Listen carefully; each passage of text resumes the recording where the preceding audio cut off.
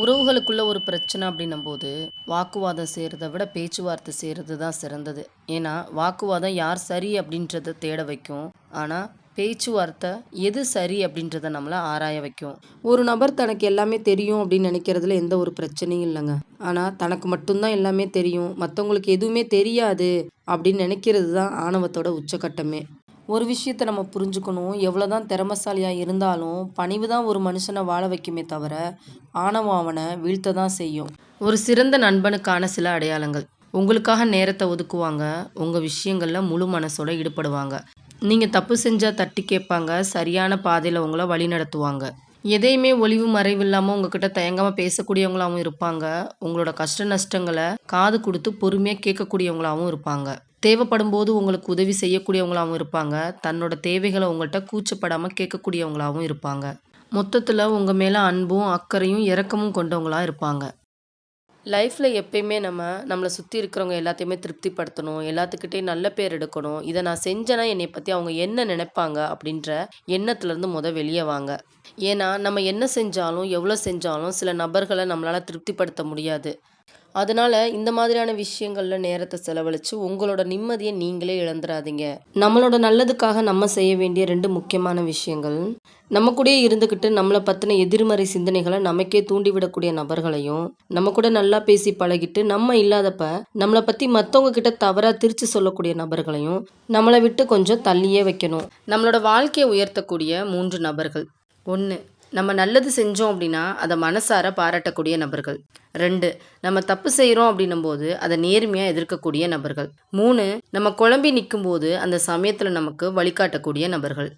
நம்மள நாமே உயர்வா கருத வேண்டிய 3 தருணங்கள். 1. தனியா வாழ்ந்தாலும் தன்மானத்தோட வாழும்போது.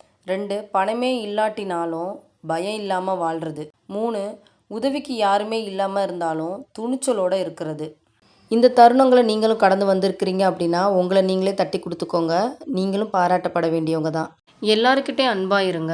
ஆனா எல்லாரும் உங்ககிட்ட அன்பா இருக்கணும் அப்படின்னு எதிர்பார்க்காதீங்க. ஏன்னா போட்டி நிறைஞ்ச இந்த உலகத்துல, இந்த மாதிரியான சின்ன சின்ன விஷயங்களுக்கெல்லாம் எதிர்பார்த்து ஏமாற்றம் அடைஞ்சு, உடைஞ்சு விழுந்தோம் அப்படின்னா, நம்ம வாழ்க்கையில நம்ம அடுத்த அடிய கூட எடுத்து வைக்க முடியாது. அன்பையும் அக்கறையும் மட்டும் இல்ல, கோபத்த கூட நம்ம அளவா தான் வெளிப்படுத்தணும். ஏன்னா, கோபத்துல நிதானம் இழந்து வார்த்தைகள விட்டோம் அப்படின்னா, அது ஒரு பெரிய பாதிப்ப நமக்கு ஏற்படுத்திரும். அதுலயும் நம்ம அனுபவிச்ச நபர் மேல அந்த கோவத்த காட்டுறோம் அப்படின்னும்போது, அது அவங்களோட மனச காயப்படுத்தி, நிரந்தர பிரிவுக்கு ஒரு காரணமா கூட அமைஞ்சிரும். 2 நபர்களுக்கு இடையில 3வது நபர் நுழையாத வரைக்கும், எந்த ஒரு உறவுக்குள்ளேயும் பிரிதல் அப்படின்றது அவ்வளோ சீக்கிரத்துல வர்றது கிடையாது.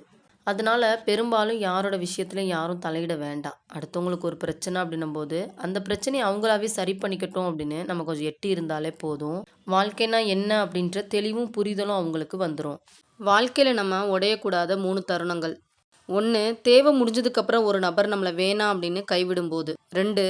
நீண்ட முயற்சிக்கு அப்புறம் நமக்கு கிடைக்கக்கூடிய தோல்வினால நம்ம நம்பிக்கை இழக்கும்போது. 3.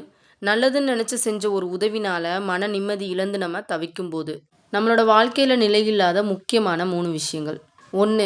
ஓடி ஓடி நம்ம சம்பாரிச்சு சேர்த்து வைக்கக்கூடிய பணம். 2. ஆடி பாடி சந்தோஷமா, அக்கறையா நம்ம பாதுகாத்து வச்ச நம்மளோட உடலும் உயிரும்.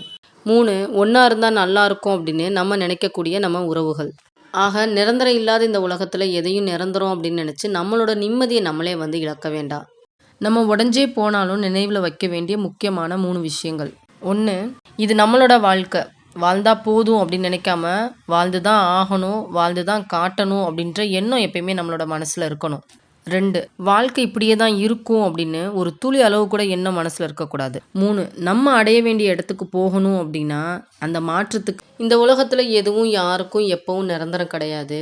என்னை சுத்தி எனக்கு எது நடந்தாலும் அதை போராடி ஜெயிச்சு அதுலேருந்து வெளிவரக்கூடிய துணிச்சலும் தைரியமும் எனக்கு இருக்கு அப்படின்ற எண்ணத்தை மட்டும் வளர்த்துக்கோங்க. உங்களுக்கு வரக்கூடிய எந்த ஒரு கஷ்டமும் உங்களுக்கு பிரச்சனையா தெரியாது, சவாலாக தான் தெரியும். பேசிட்டு யோசிக்கிறத விட யோசிச்சு பேசுங்க. அதுதான் வாழ்க்கையில் வரக்கூடிய அனாவசியமான பிரச்சனைகளுக்கு ஒரு முற்றுப்புள்ளியாக அமையும். அதே மாதிரி நம்ம பேசுறது எல்லாத்தையுமே தப்பாக புரிஞ்சுக்கிறாங்க அப்படின்னும்போது அப்படிப்பட்ட நபர்கள் கிட்ட மௌனமாக இருந்துருங்க. தப்பாக பேசுறதுக்காகவே வாயை திறக்கிறாங்க அப்படின்னும்போது அப்படிப்பட்ட நபர்களை விட்டு விலகி வந்துருங்க.